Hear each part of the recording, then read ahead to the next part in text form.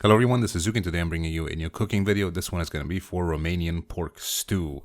I call it Romanian, but it's actually quite a generic formula for stewed meat. We really like our pork, so if you search for Romanian recipes, a lot out of 10 are bound to be for some sort of use of pork meat. It's just the one we're most familiar with. Anyway, this starts off with a very basic mix of vegetables. I got 2 medium to large onions and 1 red bell pepper. This sort of stew has a lot of variations to it, like some, depending on the region it comes from, it has maybe some extra spices. Some are even more simplistic than this, but this one is a kind of a decent basic version to start off with. And it's also quite cheap, and it uses very basic ingredients. So 2 big onions, 1 red bell pepper, and about 8 cloves of garlic. You can tell something is Romanian by the obscene amounts of garlic included in it. If we could put garlic in desserts, I think we would. It's crazy how much we like that shit. You could probably just smash this with a garlic press, but I don't mind the extra labor. It's actually quite nice having a bit of a more chunky texture in stews. Otherwise, if you just mash everything, you just sort of get a paste, and that's about it. So 8 medium-sized cloves of garlic, finely chopped. This sort of stuff is really flexible, like you can add more or less depending on your taste. It really doesn't influence everything. The final result is just sort of a wholesome kind of home-cooked meal taste. Doesn't really taste like anything specific. It's just a melange of all these very basic vegetables that you add in there. After that, we're getting to the meat. I have there about 2 pounds or 1 kilo of pork shoulder. This is a very good type of meat to do this kind of stuff with because it has a lot of connective tissue and quite a bit of fat in it. So it breaks down, flavors the stew, and at the same time becomes very tender while you cook it. But because I'm not really a fan of very fatty meat, like I can't stand eating connective tissue and cartilage in general, I went a bit trim crazy on this one and kind of threw away about a third of it in the end. But if you don't mind fatty meat, you can just leave it as it is. I'm going to be cutting this in rather large chunks, about 3 to 4 centimeters is standard. You can leave it whole, you can cut it smaller, kind of whatever you like. But if you cut it smaller, it tends to just disintegrate into a mash of pork inside, so you don't really want that. So about 2 inches of chunks are decent. Desperately trying there to kind of cut around the very fatty bits. You need to leave a bit of fat in it though, because else it's flavorless. The fat does a lot for this kind of food. But I'm just going for the big, harder pieces of fat. Also, if your meat has any sort of silver skin and anything like that, you need to cut that off because that's not really going to cook down and it's going to be very rubbery in the end. After doing the cutting, liberally salt and pepper 2 sides of the pork. That sounds very precise, but it's actually just like however they lay down, just salt and pepper them, turn them around, do the same, and that should be it. This kind of meat needs quite a bit of salt because it's not very flavorful on its own. In foods like this, you kind of need to season at every step because it's else it's going to turn out very monotonous in the end if you add just one dash of salt at the end or at the beginning. So seasoning the meat separately is kind of a key thing to keep in mind. Salt and pepper, and that's about it. Now in any sort of container you got laying around, put about a cup of flour, I guess. We're going to be flouring this meat and frying it beforehand to give it a nice bit of crust. And what the flour does is it promotes the browning, gives it a very nice hard crust, and also will thicken the sauce once you put the meat back in the liquid. So it serves a double purpose. I really recommend doing this with just flour and not any sort of cornstarch crazy mixture. I know some people like to experiment for the sake of experimentation, but just stick with the basics for this one. Trust me. Also, I forgot to mention, before you start this, preheat your oven to like 120 Celsius or 240 Fahrenheit. This is gonna go into the oven to slow cook for a couple of hours. It's much better to do it like that than putting it on the stove. I've been using my oven much more lately for stews and stuff with sauces because you never need to stir. It doesn't burn and you can just slow cook it for a long time. Set it and forget it basically. And you don't need to worry about it at all. And it doesn't overcook really. So once you've floured the meat, we need to shake off the excess. You can do it one piece at a time in your hands, but I prefer to use some sort of colander or some sort of strainer. You don't want too much flour because it's just gonna go clumpy and nasty in there. So it should be just like a very thin layer, as you see there, very pink and thin and not clumped anywhere. So in a heavy bottom pot, I'm using a Le Creuset 7 quart, I think, or 6 quart, something like that. Put in some lard. We're going to be frying our pork in lard because that's how we roll. The concept of healthy food doesn't really exist in Romania. Not like it exists in the US or other countries. Like whatever gets your belly full is healthy food. Whatever doesn't is not. So that's how we roll there. And put in your pork. You shouldn't leave it for too long with the flour on because the moisture in the pork is going to start absorbing the flour and you're just going to end up with a slimy paste on top of it. So once you flour the pork, put it straight in the pot and leave it the fuck alone for about 5 minutes. We're going to be frying this not on all the sides. If you think of a cube, you're not going to turn it on all sides. But 2-3 sides are generally good enough to give the crust you're going after.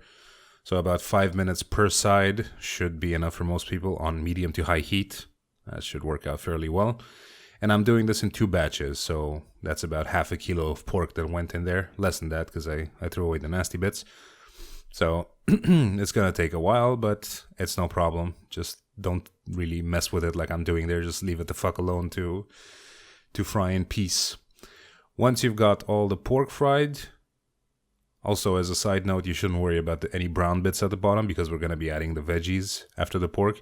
So any sort of moisture in the vegetables is going to deglaze the pan and it's going to be all fine and well. No problems. I have no idea why I'm filming this for this long. I think I forgot to cut this clip off. But yes, you can see some beautiful brown pork frying away in there. So this is the last piece and it's not that brown, but I don't really care at this point. So you just toss all the veggies in. You got like a nice fond on the bottom of the pan there. Careful, if it gets too burnt, you should probably wash it. If it gets like fully black. But if it's half, like 2/3 brown and 1/3 black, then that's fine. If it's all black, it's gonna give an unpleasant flavor to the stew. But the brown bits are actually very good for this. So toss in all the vegetables except the garlic. The reason for not putting the garlic at this point is that with the amount of time that these vegetables are going to fry on their own, there is a risk for the garlic to burn. The garlic is like the vegetable that burns the easiest because it has a lot of sugar content in it. So the garlic is going to be added towards the end of this sauteing session with the initial vegetables. So with a wooden spoon, just try and scrape the bottom and stir the veggies around once in a while. No need to really worry about it. It's going to take about 6 minutes for these veggies to get some color, bit of transparency. I'm throwing in some extra lard there because why the fuck not? Anything's better fried than lard. You can use oil if you want. Like I'm just a big fan of using like rustic ingredients. So after about 6 minutes, put in a tablespoon of sweet paprika. I'm using the real Hungarian shit, but you can any sort of supermarket paprika is gonna work in this case. No probs. Just be careful that it's not smoked. I'm going to be adding some smoked paprika later on, but a tablespoon is a bit much of it. It's just going to overpower the whole thing. So fry them for 2 minutes with the paprika until it starts to catch on the bottom. Then add about a tablespoon of tomato paste. I'm using the Marks & Spencer one in a tube. It's actually much better than the cans. It lasts longer and doesn't get crusty on the top. Stir it around for a couple of minutes more on the heat, and now here comes the booze. We're going to be adding 1 cup of white wine. Dry, none of that sweet shit, please. Wait a couple of minutes for the alcohol to evaporate, and then you can finally add the garlic. Stir that around for a minute until it starts to smell like it, and then add 2 cups of just plain cold water. At this point, we're going to let the veggies boil for a little bit. Yeah, 2 cups of water. And scrape the bottom of the pan if there are any sort of brown bits left on there. As you can see, this is like not much in terms of labor. It's actually quite simplistic. What I'm adding there is some Maggi vegetable powder with chicken. Yes, it has MSG. No, it's not harmful unless you're specifically allergic to it. And add the porky mess back in with any sort of juices that are in the plate. Mix that around to make sure it's covered with the sauce and the veggies and all the extra juice stuff. Now add about 2 teaspoons of thyme and a bay leaf, which is not shown in the video because I forgot to add it because I was confused and tired or whatever. Also add about 1 teaspoon of smoked paprika. This isn't traditional really. We don't really do a lot of smoked paprika in general, but I think it adds a nice flavor in along with the pork. Pork and smoked kind of goes together really well, so that works. Put the lid on, bring it to a boil, and then reduce your flame to a minimum and boil it for about 10 minutes. I set my timer for exactly 10 minutes. Also at this point, before the oven phase, just mix in 1 cup of pureed tomatoes. Now I'm going to cover the top of the pot with baking paper. You can use aluminum foil. The purpose of this is to just create a tighter seal around the lid so the steam doesn't escape that much and it doesn't reduce down too much. And pop it in the oven and let it go for 2 hours. Don't need to stir it, don't need to check it, just leave it the fuck alone. Now I'm going to show you how to make homemade fries. A lot of people, for some reason, I don't know why, have problems with making fries at home. They buy the frozen ones in bags, but I really don't think you need to pay for the privilege of having ready cut fries when they're so easy to make at home. But what you need to start off with is a starchy potato. If you're British, you got your Maris Pipers. If you're American, you got your russets. And if you're European, just whatever the fuck you find in the supermarket should work fine. Just make sure that it's not red potato. Those are not good for this. And that it's not, it doesn't say that it's for potato salad because those are usually have less starch and they're more clay-like. To the potatoes, you have to wash them first, put them in cold water, and then add about a tablespoon of vinegar, some salt, a lot of salt, or some Maggi powder, which I put in everything, and then a couple of teaspoons of sugar. Now, the purpose for this weirdness is that the vinegar prevents them from falling apart once they start boiling, and the sugar pumps a bit of sweetness back into them. When you wash them, the potatoes, it washes off a lot of the carbs as well as the sugar on the top, so you need to add a bit of sweetness back to them. Once they come to a boil, set your timer for 5 minutes and that's it. They're not going to be completely cooked, but that's fine. And as you can see, they're keeping their shape rather well, like there's no bits detaching or anything. And once you drain them, put them back in a dry pot, the same one you boiled them in, over a low flame, and just stir them around until the water on the surface evaporates. The reason for this is that when you're going to put them in the oil, it's not going to splatter around. It's not going to react badly with it. So stir them around for a couple of minutes until all the water evaporates and you can hear some sizzle at the bottom of the pan, and also they're going to leave like a thin layer on the bottom of the pan, and that's when you put them aside and they're done. Now I'm taking out the stew. I was doing this towards the end of the 2-hour period, and I'm just sprinkling it with some fresh cut parsley, about half a cup, and then just set it aside. And now it's time to fry the fries. In what I'm using there is a 12-inch cast iron skillet, so if you have that, go for it. But you can just use any sort of pot you got going on. Something with a heavy bottom is preferred always. Put about half an inch of oil or a centimeter, a bit over. You can deep fry these at this point if you want to use up that much oil, but it's not necessary. The advantage of this method is that you can do it with not that much oil, really. Generally, fries are best done when deep fried, but I think this works almost as well with much less waste. So once the oil reaches any temperature over 300 degrees Fahrenheit is fine, or 150 Celsius. But you can just test it by putting 1 piece of potato in, and if it starts sizzling like you see there, then the oil's hot enough. And turn them around once in a while, don't let them sit in one place. As you can see, the oil is not really covering them, so they need to be turned around a bit to catch all the sides. This is going to take literally 13 minutes. That's how much it took for me, on about medium-high heat, I would say. Not max, because then it'll start burning. But one key thing to look out for with these potatoes, obviously besides the golden color, is that when the edges, the sharp edges start to get dark, or the tips of the pieces, that's when you really got to start looking out for them and get ready to take them out.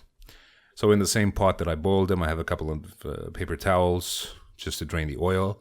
And you have to season them with salt immediately. What I'm using there is Lard's seasoned salt. That works wonderfully for potatoes. And just do a little shaka, and that's it. This stew is, at least from my experience, served with fried potatoes, but you can also serve it with something we call Mamaliga. And despite it sounding like the name of a Haitian witch doctor, it's actually a very simplified version of the Italian polenta. Basically, the polenta is like cornmeal, water or stock, parmesan, butter. Our version of polenta, because we probably didn't have wheels of parmesan laying around at the countryside hundreds of years ago, is just cornmeal, water in a proportion of 1 cup of cornmeal to 4 to 5 cups of water. Bring it to a boil, put the cornmeal in, stir it for half an hour non-stop with salt in it as well.